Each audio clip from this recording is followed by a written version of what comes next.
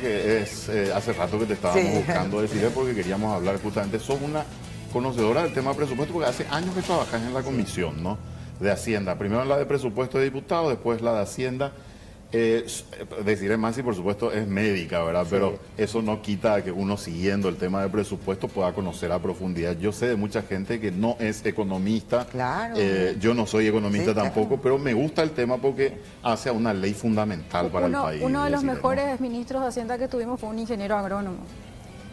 Recordame, por Dionisio favor. Borda. Ah, Dionisio Borda, claro, pero él es economista también, que tiene un posgrado en economía, tengo entendido, así que tiene especialización. Pero decir, queríamos empezar con este proyecto de ley que se aprobó hoy, para explicarle un poco a la gente en qué contexto se da esto, porque fueron varios proyectos, se sincretizó un poco esto y se sacó uno que me parece muy interesante, porque tiene dos vertientes. Por un lado, el aumento del tributo para tratar de igualarlo un poco a lo que es la región. Por otra parte, la trazabilidad, que quiero explicar un poco más adelante en qué consiste, que yo creo que es el tema más importante en cuanto a lo que se aprobó en el día de hoy. Sí, yo también creo que es el tema más importante. Bueno, hoy lo que aprobamos, se unificaron dos proyectos. El proyecto del Frente Guazú, que habla del aumento del impuesto, que en este momento que quedó en 13 a 16%, ¿verdad? Porque nunca se sabe muy bien. Ellos plantearon entre 30 a 40, pero lo cierto es que lo mínimo es 30.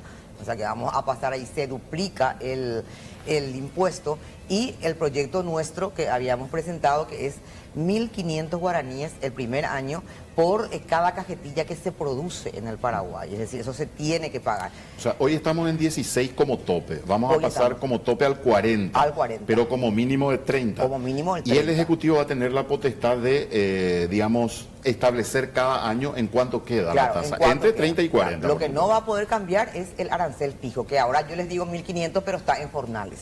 ¿Verdad? Porque ahora, ¿de dónde surge esto? No es una ocurrencia nuestra, es una sugerencia de la OMS, que pide la combinación de ambos tipos. Organización Mundial de la Salud, para que la gente... Mundial de la Salud. ¿Por qué? Y tiene que ver con lo segundo, ¿verdad? Resulta que en este momento el impuesto al tabaco como tal, en primer lugar lo que intenta es aumentar evidentemente cuánto cuesta para disuadir a que los chicos, los adolescentes, los niños inicien realmente. Ahí está, porque los adultos ya se necesita mucho más, se necesita toda una campaña de prevención que tiene que ver con el cambio de la conducta, con un montón de otras cosas, ¿verdad? Pero hay evidencia científica que cuando se aumenta el costo, sobre todo los niños y los niños en franja de pobreza, que son los que más consumen. Nosotros acá tenemos cajetillas de cigarrillos que cuestan 2.000 guaraníes. Otras cuestan 3.000. Y una cosa que en algún momento no sé cómo lo atacan los demás países de decir, pero me parece importante, el cigarrillo en suelto, como decimos nosotros, que se puede vender por unidad. Nosotros firmamos el convenio marco, donde no puede haber cigarrillos sueltos, lo que pasa es que nos está controlando, no puede haber cajetillas de 10, ya no puede haber, son cajetillas de 20. ¿Verdad? Nosotros también todo esto ya está aprobado hace mucho tiempo, los pictogramas, que son las imágenes, no fumar produce cáncer, no, las imágenes, ¿verdad? De cáncer de pulmón, de como cáncer en el Uruguay, de garganta, por ejemplo. o sea, porque allí la evidencia te dice que cuando la gente ve la imagen, tiene una mayor posibilidad de Dicen que en algunos países hoy deciré incluso las cajetillas no tienen nada no en blanco. Eso es en la Unión Europea.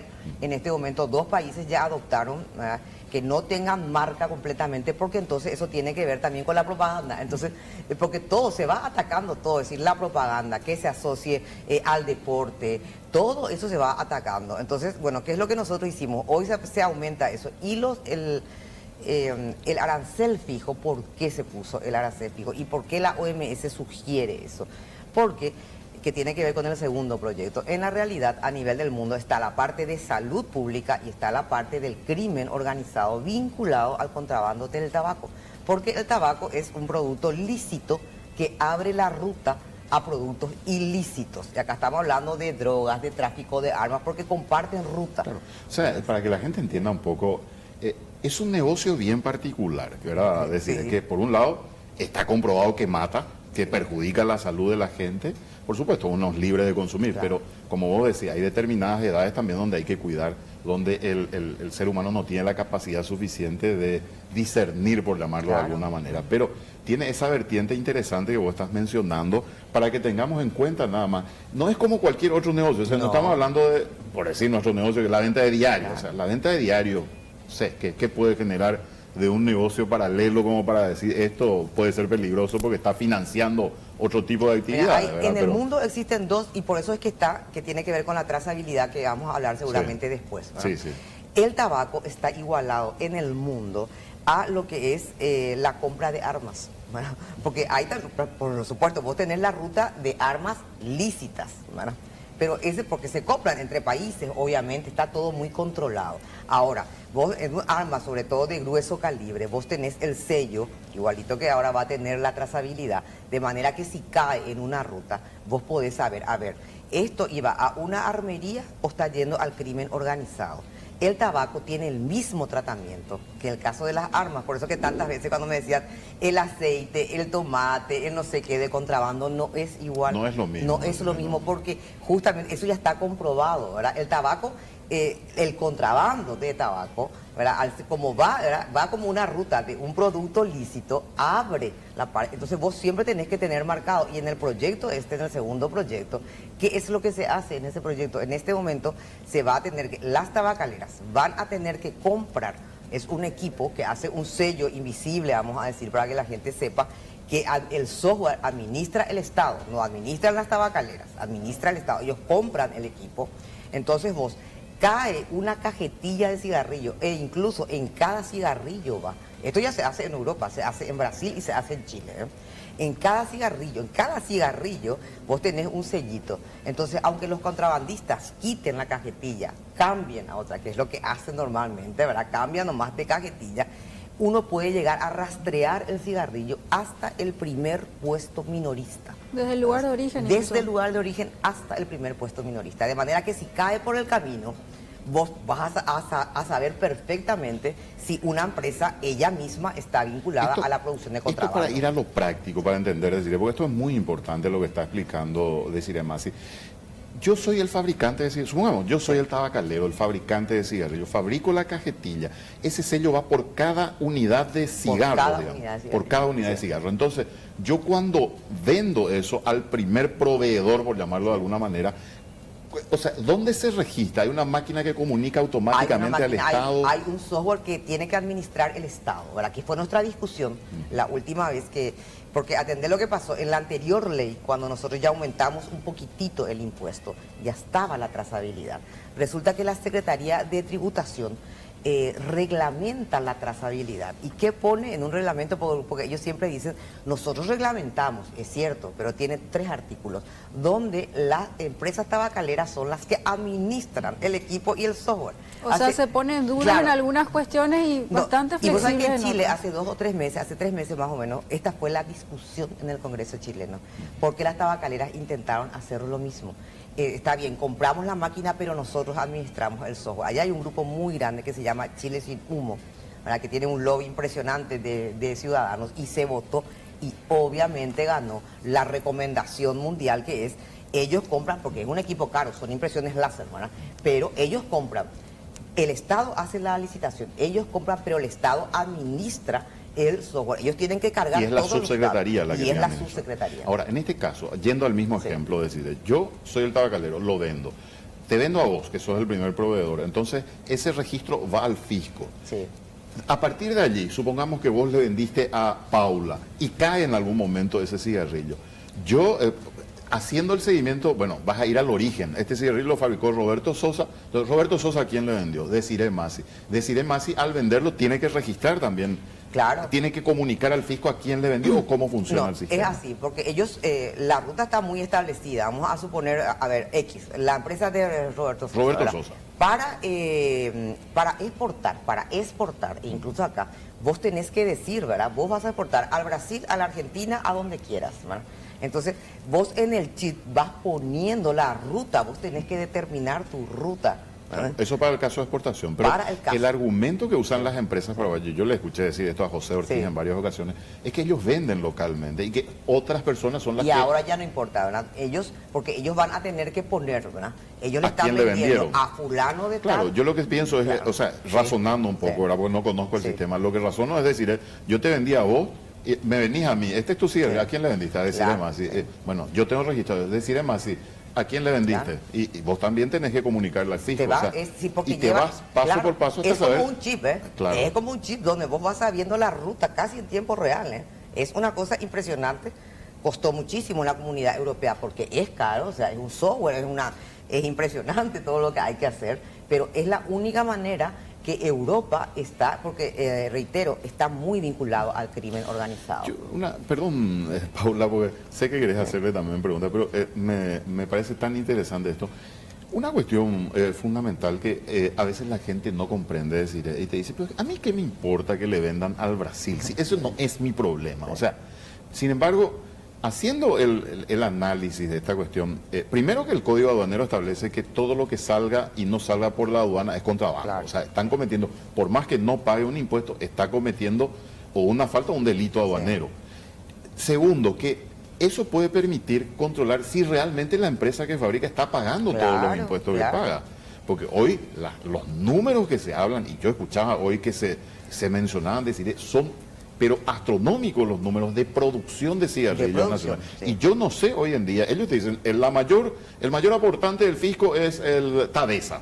Pero, ¿realmente Tabesa está pagando lo que tiene que pagar? Mira, me pregunto, ¿verdad? Por la producción no, porque nosotros tenemos el informe, en este momento todas las tabacaleras tributan 64 millones de dólares.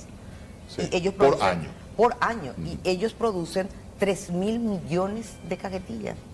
3.000 millones producen, ¿verdad? Y esto dicho por el propio José Ortiz también, ¿eh?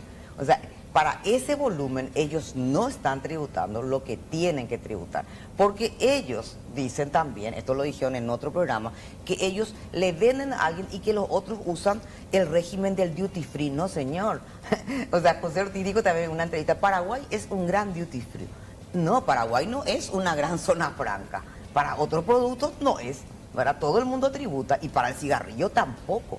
Y el Código Aduanero Paraguayo en este minuto, y nosotros hemos aumentado ahora la pena también en esta cuestión de trazabilidad, sin tener esta ley, define lo que es contrabando. Es acción u omisión.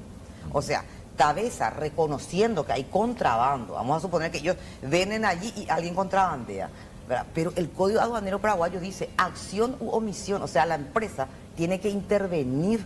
O sea, imagínate nuestro código que hace muchísimo tiempo ya recoge eso. Fíjate, decir, en la pantalla tenemos, estos son, lastimosamente nosotros no podemos, porque el retorno está un poco lejos, ahí podemos mirarlo un poco.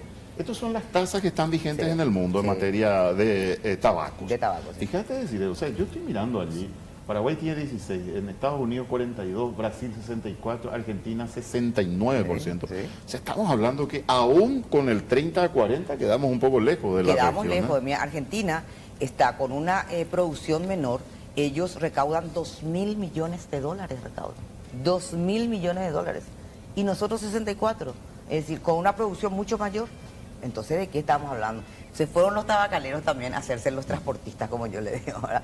Porque ya iban a quebrar. Sí, el argumento, por ejemplo, de que mucha gente puede quedar sin trabajo, porque va a afectar la producción, decir. Mira, en el mundo ninguna empresa tabacalera quebró, ninguna empresa. Y aparte, lo más importante, esto paga al final el consumidor, porque esa es la idea. Es decir, si ahora... Es un impuesto al consumo, hay que aclararlo. Claro, es un impuesto al consumo. A ver, nosotros el cigarrillo más barato que tenemos cuesta 2.000.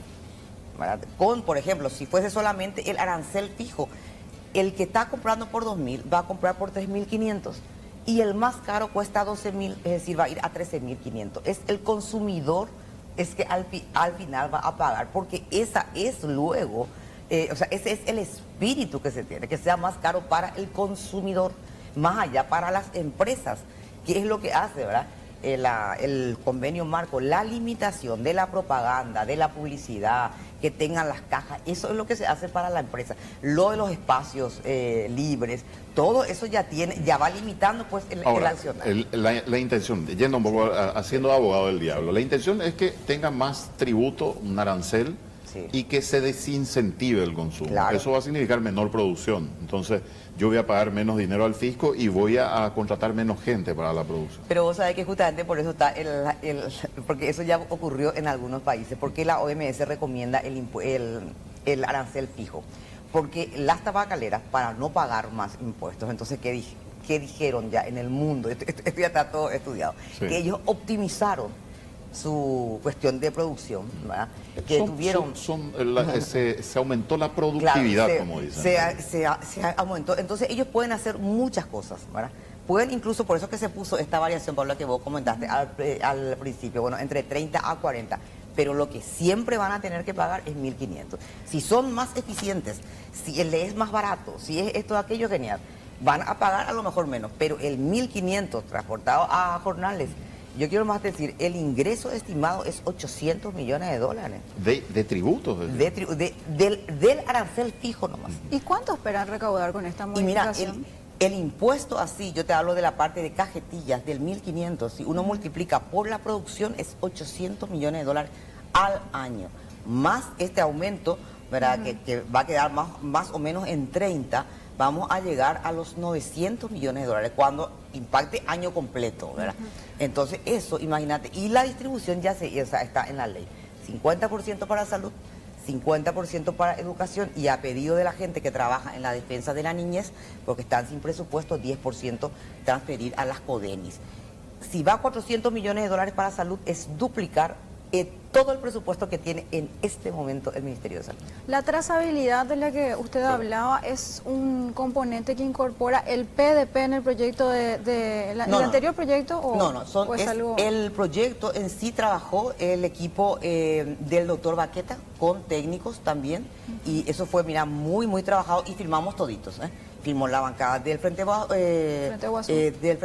el PDP, Avanza País, lo que la gente conoce como los efrainistas, o sea, todo nuestro bloque, vamos a decir. Pero se tomó todo. como base aquel proyecto que este mismo año se aprobó y que después no prosperó. Se tomó como base eso, ¿verdad? Y atendiendo a lo que ya hizo la Secretaría de Tributación, ¿verdad? Donde agarran y nos reglamentan poniendo exactamente lo que no tiene que ser. Entonces ahora se describe todo. Ese proyecto, senadora, había recibido algunas críticas, ¿verdad? Se dijo en su momento que se trataba de un impuesto a la producción, por ejemplo, que muchos tributaristas se manifestaron en contra. ¿En ese sentido hubo alguna modificación o se mantiene intacto? No, yo creo que ya no hubo ninguna modificación. Ahora, en el mundo es así, e incluso yo leí, porque los oficialistas, ¿cuál era el argumento? En primer lugar dijeron, esta es una cuestión política contra el presidente Cartes. Entonces el mundo está contra el presidente Cartes, porque ahí acabamos de ver esto, que el presidente del Paraguay sea circunstancialmente el dueño de una empresa tabacalera es una cosa, pero en el mundo es así. O sea, ese argumento no tiene luego ningún sustento técnico y menos todavía ético.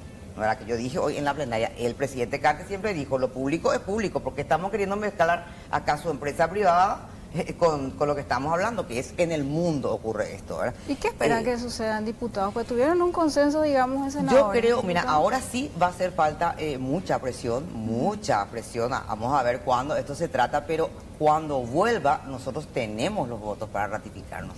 O sea, traten ahora... Y si lo veta el Ejecutivo, ¿tienen los votos para ratificar? Tenemos también los votos. Eso es muy interesante, ¿no? Porque en este momento tenemos los votos.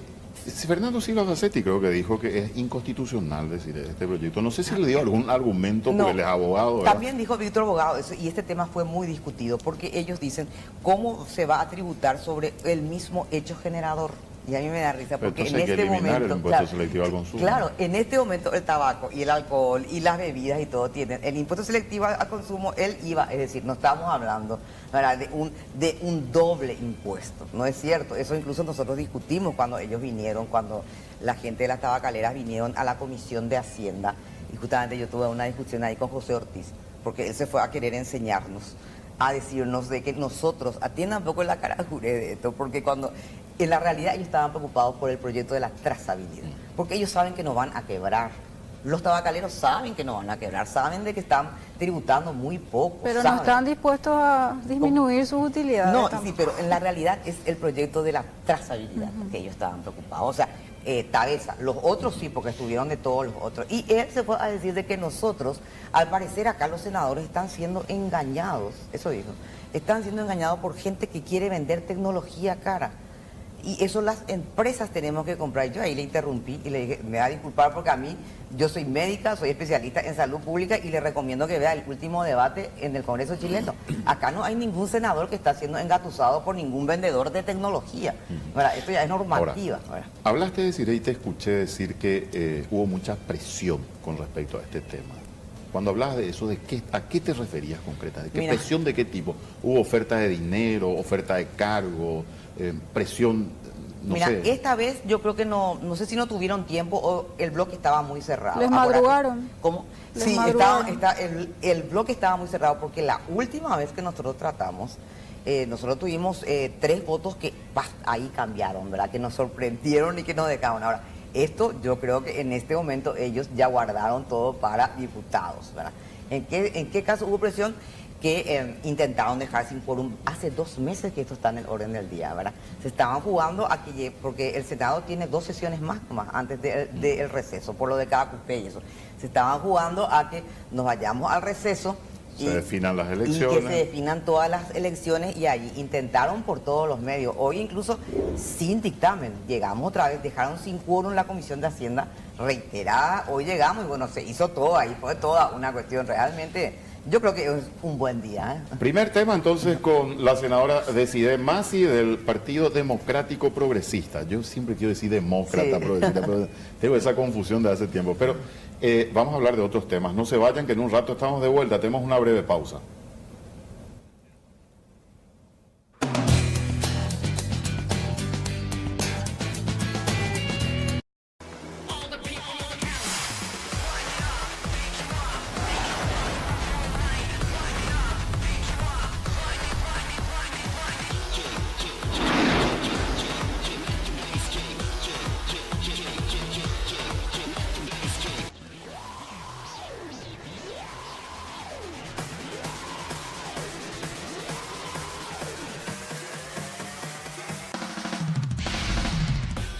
En Lactolanda pensamos en vos, pensamos en todos, pensamos liviano.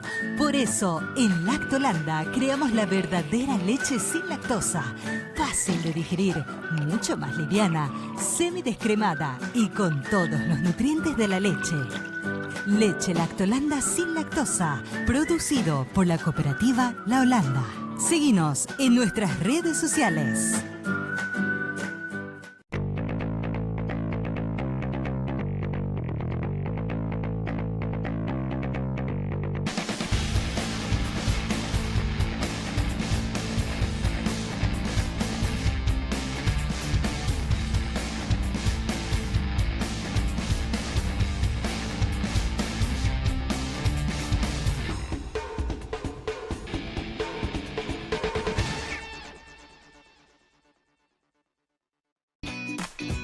No te pierdas la Feria de Garage. Las mejores marcas, prendas y accesorios te están esperando a precios increíbles del 29 de noviembre al 4 de diciembre. Te esperamos en la Feria de Garage del Shopping Mariscal, el gran corazón de Asunción.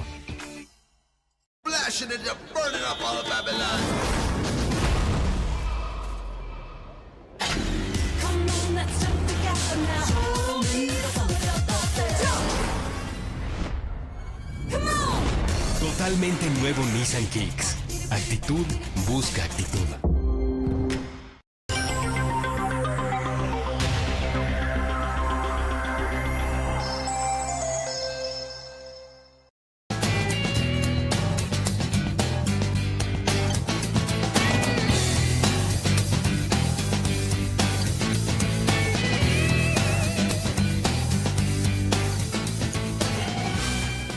Estamos haciendo economía a fondo en compañía esta vez de la senadora del PDP, Desiré Masi, y hablábamos en el bloque anterior del impuesto al tabaco. Ahora queremos referirnos un poquito al presupuesto general de gastos y toda la discusión en torno a los diferentes ajustes que se están dando En las diferentes reparticiones estatales, senadora Roberto. Yo quiero dos cosas antes de nada. Me están diciendo que en Facebook, porque transmitimos directamente en vivo en Facebook, hay comentarios, por supuesto, a favor del tabaco, muchos de ellos. A mí me parece lógico, porque hay mucha gente que fuma y esto va a significar más dinero, sacar más dinero del bolsillo, ¿no? Entonces, no me sorprende que haya gente que vaya a quejarse, que vaya a manifestarse y... me ocurriría lo mismo si me suben el impuesto al vino, porque a mí me gusta el vino. Entonces me voy a quejar, pero tiene que ver mucho con una cuestión de salud pública. No hablamos con la senadora Desiree Masi de los montos, porque hoy se tiraron montos muy interesantes de cuánto le cuesta al Estado, cuántas muertes existen como consecuencia del consumo de tabaco. Lo vamos a dejar un poquito porque queremos pasar al siguiente punto, que es el presupuesto general de la Nación.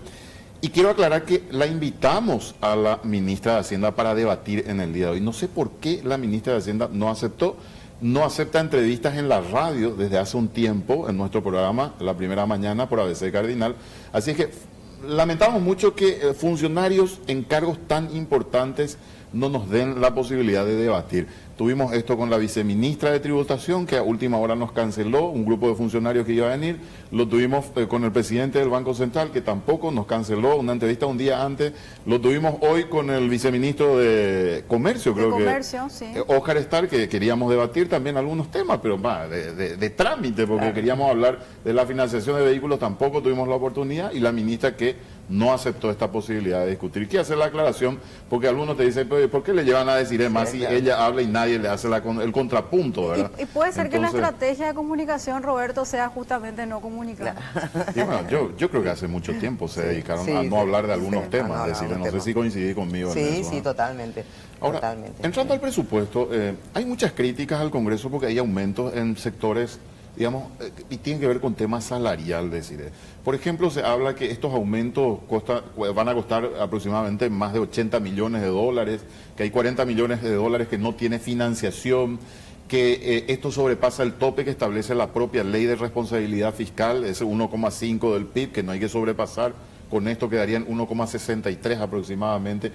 ¿Esas son las cifras que manejás, senadora, o son otras las cifras que tenés? Yo creo que son las cifras. Que conste que hubo muchos problemas no se cerró todavía, vamos a decir, pero yo creo que el déficit, vamos a decir, de lo que no se compensó, de lo que nosotros no sé, porque hubo una propuesta allí, pero estábamos en campaña electoral y lastimosamente la gente no estaba con el chip puesto presupuesto. Eso hay que admitir, ya vimos lo que pasó en la bicameral y eso no es justificativo de nadie, porque en la campaña electoral, pero bueno, todos sabemos que este tiempo tenés que dedicarte al presupuesto. Entonces, hubo varias propuestas para calzar lo que nosotros aumentamos. Ahora, lo que quedó descalzado, vamos a decir, aproximadamente son 50 millones de dólares. Eso sí es cierto, eso se está hablando con la ministra. Ahora, también, ¿qué ocurrió? Que es lo que siempre ocurre. Nosotros en la bicameral ya incorporamos, yo creo que es un jueguito que hace no solamente este Ejecutivo, todos. Por ejemplo, no incluir crecimiento vegetativo de las universidades. Eso lo vienen haciendo hace años. Siempre hacen. Entonces después nosotros tenemos que incluir, obviamente, porque no estamos... Y eso no es una cuestión más, yo quiero aclarar. La universidad se tiene que sanear 100%, pero existe. ¿Qué es el crecimiento vegetativo? El crecimiento vegetativo, sobre todo que son las universidades públicas del interior, ¿verdad? Donde te voy a dar un ejemplo. A ver, la filial Ayolas de Ingeniería, porque se están abriendo justamente las filiales, no iba a poder abrir, están en el segundo curso. Vos necesitas para el tercer curso determinados docentes que no son los mismos que el segundo, porque son otras asignaturas. Y toditas las universidades públicas del interior sin el crecimiento vegetativo, es decir, lo que permite abrir los otros cursos para las universidades nuevas. Que esto hay que atender muy bien, porque nosotros criticamos, y con razón, y la gente critica las universidades de garage, pero no hay otra manera de combatir las universidades de garage que con las universidades públicas, que se tienen que sanear, sí. Pero, ¿crees que hay mucha corrupción en las universidades? Estoy convencida que hay una corrupción, pero impresionante. ¿Y sabes lo que pasa con las universidades? Se abren en este minuto, que es cuando tratamos el presupuesto. Ahí ellos vienen, te muestran.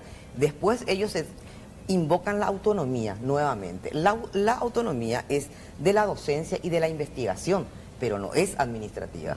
Porque la universidad es plata pública, ¿verdad? El 90%. O sea, el Poder Judicial podríamos atribuirle la autarquía, Claro, la autarquía, pero en este caso, en la universidad, ¿no? Y de hecho todos sabemos, o sea, la autonomía es, nadie le puede obligar a que ustedes enseñen tal y tal cosa, ni investigar. Punto uno, el Ejecutivo mete muchos pedidos de adenda que finalmente terminan subiendo y cayendo sobre la responsabilidad del Congreso en cuanto a los nosotros tuvimos ya que aumentar. Después hicieron recortes, yo te voy a dar un ejemplo, que nosotros tuvimos que ir reponiendo. Que parecen cosas chiquititas, pero que van sumando. La Secretaría de Discapacitados vino con un recorte de 400 millones de guaraníes, que es poco, pero ¿para qué hacen? Vos decís, pero ¿qué está pasando acá? ¿Por qué hacen este tipo de cosas, verdad? Después vino recortado parte de combustibles de policías y de militares. Y eso nosotros vamos haciendo, claro, no es que nosotros vamos en armas también, en armas también para la policía. En la parte de equipamiento, ¿verdad? Todo eso fue incluido. Es decir, el Congreso, yo creo que ya tenemos que dejar de hacer eso. Lo que pasa es que vos decís, ellos son muy simpáticos porque atender lo que no incluyeron el pago del horno para incinerar de la Senat. ¿De qué estamos hablando? Ellos ya inauguraron más o menos el horno, ¿verdad? Pero no estaba incluido. Hicieron una disminución de $1 millón a la Senat y a la CEPRELAP, que no tienen luego presupuesto. Todo eso nosotros incluimos. La Senat tiene un presupuesto de 6 millones aproximadamente de dólares. Y le bajaron a 5. Y la CEPRELAP de 2 millones y le dejaron en 1. O sea, todo eso tuvo que ir haciendo el Senado. Ahora, ¿cuál es la parte de la reivindicación? Porque hasta ahí ellos estaban todos ok, porque nosotros les estábamos salvando en la realidad. Cuestiones que ellos tienen compromiso. Entonces nosotros, bueno, ¿qué pasa con las reivindicaciones gremiales? Que es donde en la realidad está el problema. El tema docente, hubo un acuerdo. Entonces a mí me da risa cuando ellos dicen violan la ley de responsabilidad fiscal. La ley de responsabilidad fiscal habla bien de un aumento de salario, sobre todo, no solamente de 1.5, ¿verdad? No puede aumentar más que el salario del sector privado. Claro, cuando ellos plantean 12%, están violando la ley de responsabilidad ellos fiscal. Mismos ya, ahí ellos ya violan, pero ahí no es una violación. Cuando ellos envían con el 12%, ahí está violada la ley de responsabilidad fiscal, pero ellos no hablan de eso. Y sobre eso, en un acuerdo firmado por el ministro Riera, ¿qué es lo que decía? El 12%, ¿verdad? Más el 8%, que eso nosotros no le dimos, más el 3.9%, que es el impacto de la inflación. Todo eso firmó el gobierno con los gremios. Luego envían al Parlamento y el propio Riera, cuando eso dijo, yo voy a encabezar a los docentes para conseguir esto en el Parlamento. Yo decía, pues esto es una esquizofrenia, porque si él es miembro del Ejecutivo, porque ya no meten. Esto se habló con la ministra Lea. Ella, si bien es cierto, no puede decir sí, estaba de acuerdo, porque había que desactivar la huelga docente. También se habló del tema de los administrativos de la UNA, que pedían 66 millones de dólares. Una locura. Esa ya es una locura.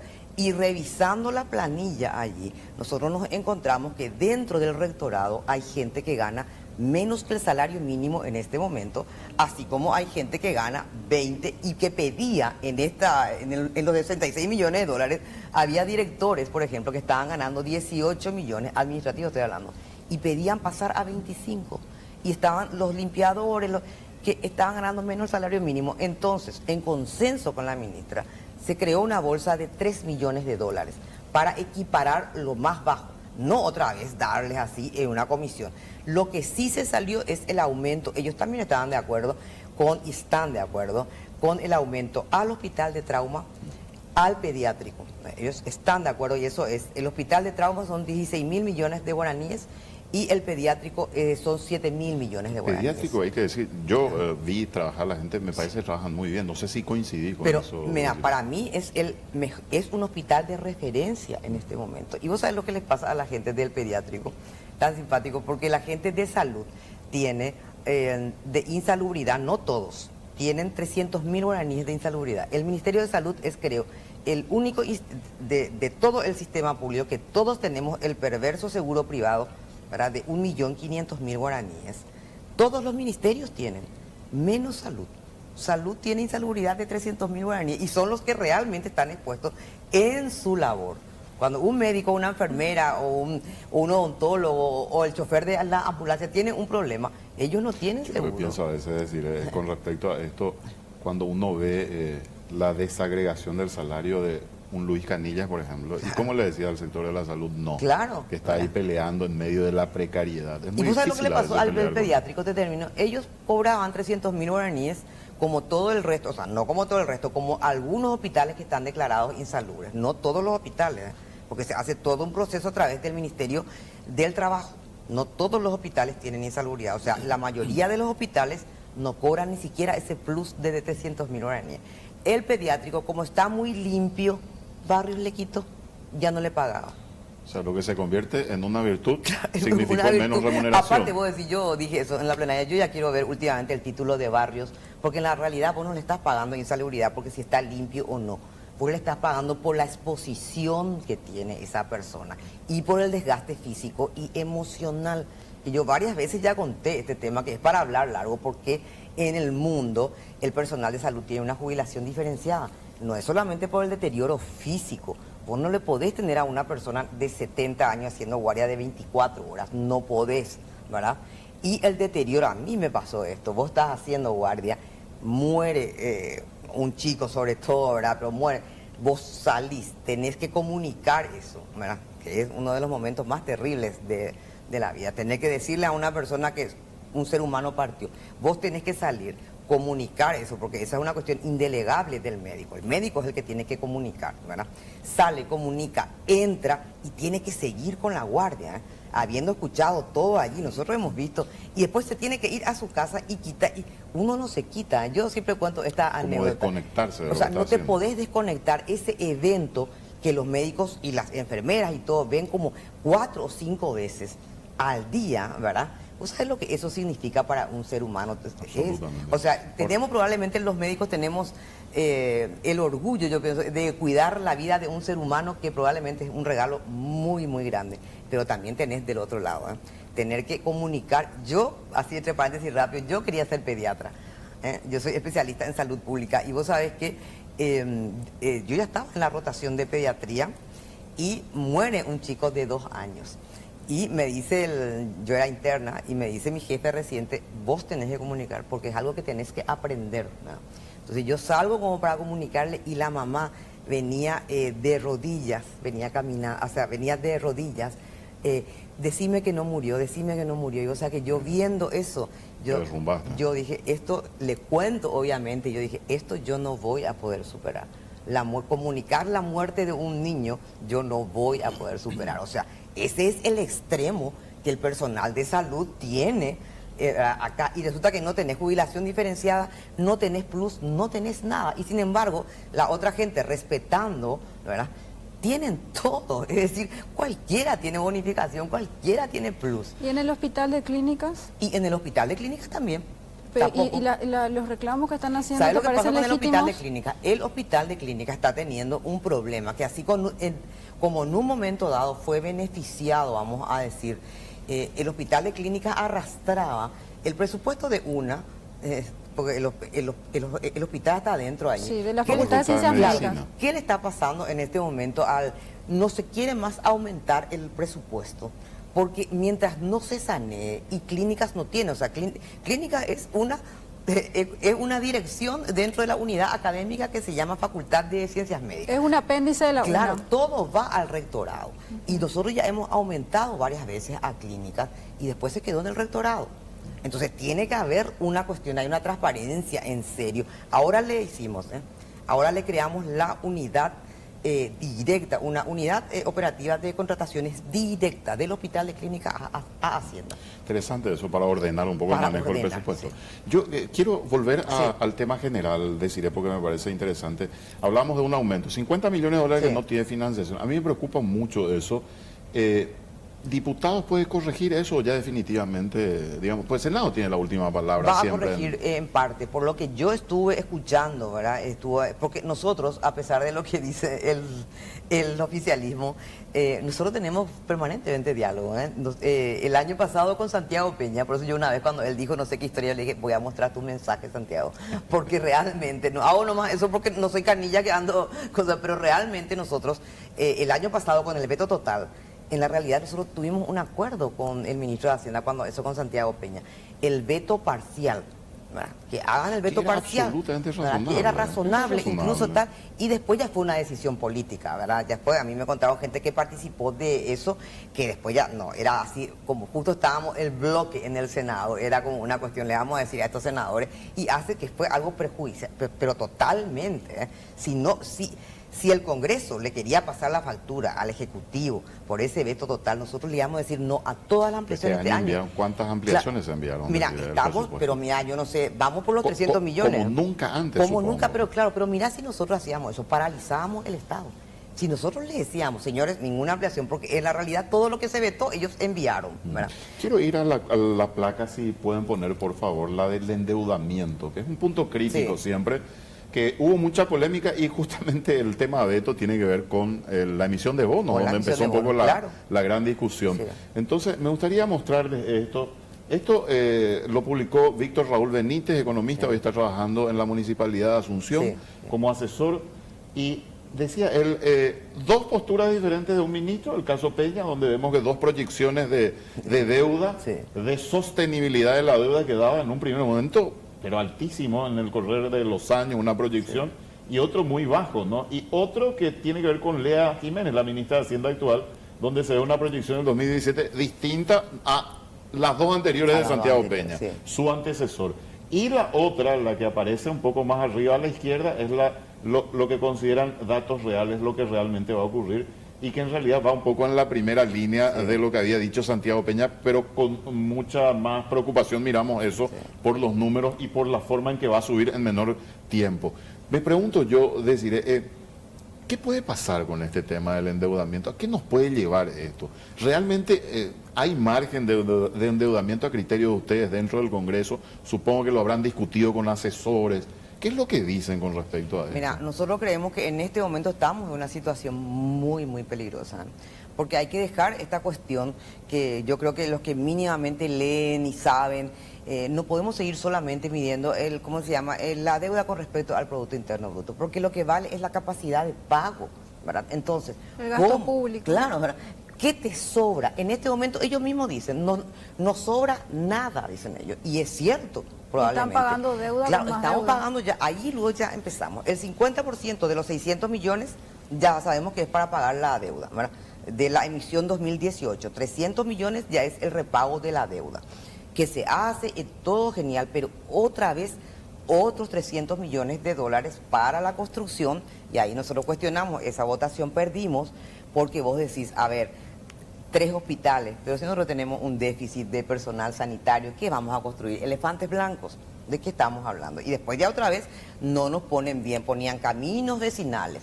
Yo te voy a decir, la primera emisión de bonos de 500 millones de dólares al entonces ministro Manuel Ferreira, el Senado le obligó, no es que te doy 500 millones de dólares y vos me pones caminos vecinales, no. Cada proyecto proyecto atado, y si querías cambiar tenías que pasar otra vez por el Congreso.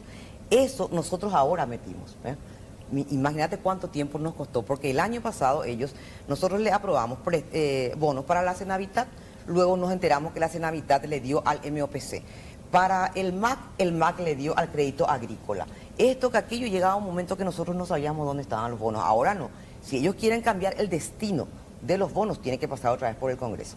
Ahora, senadora, ¿cuál le parece a usted una alternativa de financiamiento para la infraestructura pública? Porque tenemos un reconocido los préstamos déficit. Multilaterales. Los préstamos multilaterales son más baratos, son a mayor plazo, y en este caso... Pero no tenemos chance de financiar nuestra misma infraestructura con el gasto público que tenemos. Mira, si uno con este tipo de cosas que hoy hicimos, con una reforma tributaria, yo creo que podemos, pero no a corto plazo, ¿entendés? No a corto plazo. Nosotros lo que vamos a hacer en este momento, vamos a suponer que salga el impuesto al tabaco, que se recaude, vamos a tal vez tener una salud pública de mejor calidad y algo de educación de mejor calidad, pero no va a sobrar para más. Entonces necesariamente o se hace una reforma tributaria, en serio, o vamos a la otra cuestión. Y se hace también un saneamiento. Hay demasiado gasto superfluo. Ahora estamos viendo. Los gastos superfluos son una cosa Hay mucho increíble. lugar donde recortar, entonces, grasa del Estado, podríamos decir. Muchísimo lugar. Yo recuerdo que un ex ministro me decía, por ejemplo, que en los rubros de remuneraciones adicionales, Sí. porque ellos tienen RA, RE, RI, RX, RZ, todo tipo de remuneraciones que le van dando nombres diferentes para poder cobrarlo. Pero me decía que había como 400 millones de dólares. O sea, tomás eso y recortás a la mitad. De por ahí afectás programas que son importantes, pero que vayan después con las ampliaciones y que te justifiquen lo que realmente, Mira, nosotros que gran realmente parte lo de necesitan. lo que nosotros financiamos con estos aumentos, ¿sabes dónde salió? De un rubro que tiene Hacienda, que solamente tiene Hacienda, que le dejamos en 5.000 millones de guaraníes de todos modos, pero que tenía 40.000 y se llama otros gastos de personal. Y en eso ellos se fueron dando premios, calzando, haciendo esto, aquello. Todo tiene que... Yo te estoy hablando de eso porque ahí nosotros le quitamos. Le dejamos de todos modos 5.000 millones, ¿verdad? Pero, bueno, la verdad que a mí me apasiona muchísimo el presupuesto, pero redondeando el tema de la deuda, nosotros estamos casi sin margen, ¿eh? Deciré, te voy a hacer un paréntesis allí porque vamos a ir a una pausa y después me gustaría entrar en la parte final ya para hablar más de lo político brevemente, porque la doctora Desiree Masi fue objeto días pasados de realmente una agresión, Desiree, nuestra solidaridad contigo en ese sentido, o sea, esto es una cuestión, ni siquiera una cuestión política, es una cuestión pero de principio, una cuestión humana, inaceptable, ¿verdad? Y la actitud de muchos funcionarios que deberían haber tomado medidas o salir a decir algo realmente indigna a veces la forma en que se da. El ¿no? candidato a presidente por el oficialismo, Santiago Peña, tampoco se desmarcó de esas agresiones verbales. Pero vamos a ver, en el próximo bloque vamos a hablar de este tema. Estamos hoy con la doctora Desiree Masi, senadora por el Partido Democrático Progresista. Seguimos haciendo economía a fondo y en este bloque final, en compañía con la senadora Desiree Masi del PDP, queremos hablar un poquito de un acontecimiento que, bueno, marcó la agenda de esta semana, Roberto. Nos salimos un poco de lo económico. Nos vamos a salir un poquito. Pero es importante hablarlo, sí, aprovechando que está con nosotros. Estas agresiones verbales que sufriste de parte de Canillas, ¿verdad?, del secretario del presidente, y que bueno, se viralizaron, él mismo las viralizó. Supimos que hubo muestras de solidaridad públicas para contigo, pero también, bueno, por ejemplo, el candidato Santiago Peña, que podría ser nuestro futuro presidente, esperábamos que se desmarcara de esta manifestación. Yo considero que es una manifestación de violencia machista y que todas las mujeres deberíamos sentirnos agredidas por lo que te ocurrió. Y bueno, él no se desmarcó. Ahí estamos viendo en imágenes. Sí, podríamos escuchar lo que decía en ese video. Les pido por favor si podemos poner. Creo que tenemos, ¿no? ¿Sabes lo que me pone nervioso? Que esta me sigue. Esta hija de puta no me deja en paz. Déjeme de joder. Que me vaya la puta vieja de mierda. ¡Fuera! ¡Fuera!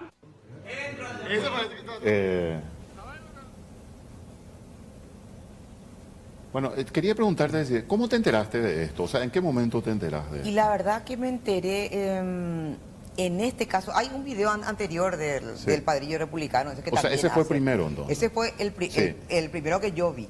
En este caso, le pasaron de chat en chat y ¿cómo se llama? Un compañero de mi hijo, en la realidad mi hijo me mostró, ¿verdad? Pero mi hijo es totalmente, él tiene 19 años, cabeza fría como su padre, en serio, porque yo soy muy calentona, obviamente, y él me viene y me dice, mamá, demandarle, porque ¿Pero esto... qué pensaste? ¿Qué sentiste? Vos sabés que yo sentí, en primer lugar, a ver, yo hasta ahora me pregunto, me da cosa... Es repulsivo. Es repulsivo. ¿Qué hacen con esas imágenes? Es totalmente delirante que tengan eso en la casa. Enfermo, o sea, vos analizás esto y decís, esto está muy enfermos, está muy desequilibrado.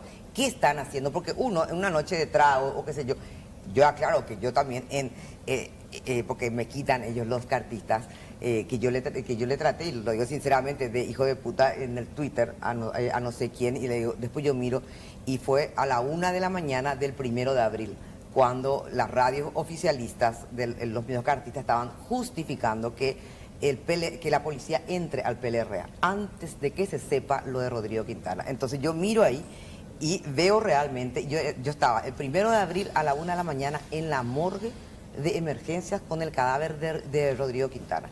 Y cuando me estaba yendo por ahí, le escucho, y voy a decir, a las 9:70, cuando no se sabía lo de Rodrigo todavía, justificando que la policía tenía que entrar al PLRA porque se estaban fabricando bombas. Yo ahí pongo, váyanse a la mierda. Ahora, eso es una cosa, un exabrupto, está mal, a lo mejor, etcétera.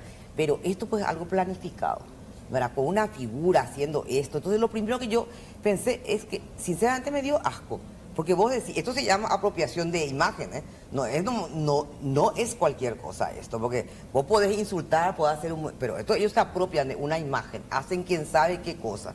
Dos, Escanillas, que es una persona que tiene antecedentes muy violentos en este país. Muy violento, una persona que todos sabemos que es asesor jurídico de Yacyretá, pero que en la realidad da órdenes a la Policía Nacional. Fue secretario de Cuba, claro, en su momento. Claro, yo dije secretario del presidente, no, claro, me confundí, fue secretario de Cuba. Yo creo que yo fui una de las primeras personas, por eso es que le digo a Canilla, si tiene algo que decirme, que me diga a la cara. Yo creo que fui una de las primeras personas que escrachó en este país, y justamente a Canillas, pero de frente, porque él había declarado empate de muertos cuando el marzo paraguayo. ¿Se acuerdan de esa frase? Sí. Hay empate de muertos.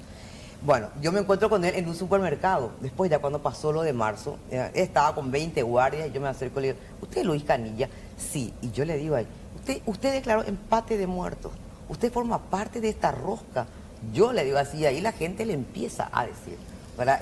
Yo creo que él se quedó a lo mejor con ese tema, así que, pero de todos modos no justifica absolutamente nada, que es lo que quiero resaltar, que yo digo las cosas de frente, digo fuerte, digo a lo mejor mal y tengo que soportar el mismo nivel, pero esto no. Y sobre todo, yo agradezco las muestras de solidaridad y cómo ya hay mucha conciencia en este momento, porque es que es el momento más inoportuno. Estamos hablando de feminicidios, de muerte, de violencia intrafamiliar, violencia verbal, machismo. Y no sé. No tiene justificación. Y sabes que, Roberto y Paula, yo creo que vos también vas a sentir más. Las que tenemos voz, yo le voy a entablar una demanda a todos ellos, ¿verdad? Al Padrillo Republicano. Al Padrillo y a Luis Canilla. Y a Canilla. ¿Le vas a entablar una demanda? Una demanda estamos viendo porque lastimosamente la ley de protección integral no tipifica la parte. Esto se llama violencia telemática, que es usar el WhatsApp y todo. Muchísimas mujeres a diario son objeto de este tipo de cosas, mujeres que no tienen la capacidad de que otras la defiendan, de ser visibles y de contratar un equipo jurídico. Entonces, algunas tenemos la obligación de no dejar pasar, a lo mejor no por nosotras también. Sí, porque este señor parece que insulta por encargo. No, ¿verdad? él se pasa cobra haciendo eso. Entonces, alguien le tiene guaraníes. que decir, hasta acá llegaste, ¿verdad? Entonces la única manera... Además creo que es importante dejar un precedente por si ocurra algo. No, también hay que dejar un precedente porque esto es muy raro, ¿eh? Ahora, esto es muy raro. A mí no me cierra que ellos hayan hecho estos corpóreos, como se llaman, solamente para retarnos. Así que van a tener que explicar muchas cosas. Finalmente, para cerrar la nota, y le agradezco a Desiree que haya venido en el día de hoy, el tema político, Desiree, ¿cómo lo ves? Estamos cerca de las elecciones, estamos viendo encuestas. Algunas coinciden, otras no. Sí. Entonces, ¿cómo lo están viendo ustedes desde...? Y a ver, ¿cómo lo vemos? ¿Ustedes confían que, digamos, en el caso de ustedes, por supuesto, están apoyando, tienen sus listas propias de candidatura para la senaduría y diputación? Pero en el caso de la presidencia, ¿qué es lo que esperan que ocurra, digamos? Bueno, nosotros en la oposición creo que más allá, espero que no se enoje, pero creo que las encuestas son claras, ¿verdad? En el sentido que no sé cuál va a ser la diferencia, pero es Efraín el que va a ganar, el que va a encabezar la chapa nosotros opositora. Ya nos restó mucho más, así sí, que cierto, yo prefiero ¿verdad? callar. Pero bueno, nosotros vamos a apoyar, pero de todos modos la decisión del partido de hace mucho tiempo es apoyar la chapa que salga del PLRA, ¿verdad? El candidato del PLRA. Eso nosotros ya decidimos como PDP hace muchísimo tiempo. Estamos mirando preocupados las internas coloradas, pero ¿en qué sentido, verdad? ¿Algún pronóstico? No sé qué pronóstico, pero o sea, que a mí me preguntan mucho, ¿les conviene más bajito? ¿Les conviene mucha experiencia decir en este tema político? ¿Cómo ves que esto se pueda definir? ¿Hay realmente una diferencia grande ya o crees que puede terminar con alguna pelea? Si son ciertas si los datos que se publican son de 10 puntos, ¿verdad? En la realidad, nunca en este tiempo se tuvo tanta diferencia, ¿eh? Nunca en este tiempo se tuvo tanta diferencia para lo que falta, vamos a decir. Yo por lo menos creo que es casi irreversible y me parece que la justicia electoral tiene una prueba de fuego, ¿eh? A mí me parece que el peor escenario es que termine muy muy empatado. Muy empatado, Allí sí. puede haber problemas y puede repercutir. Ya tenemos experiencia en el país cuando hay dudas sobre el resultado de elecciones. Por eso es que la justicia electoral está a prueba, ¿eh? Y lastimosamente algunos antes no teníamos desconfianza, ¿eh? Mira que es una institución que con el falsificatón tantas veces advertimos, tengan cuidado, porque se le criticaba todo, planillero, etcétera, pero no se criticaba la integridad de la justicia.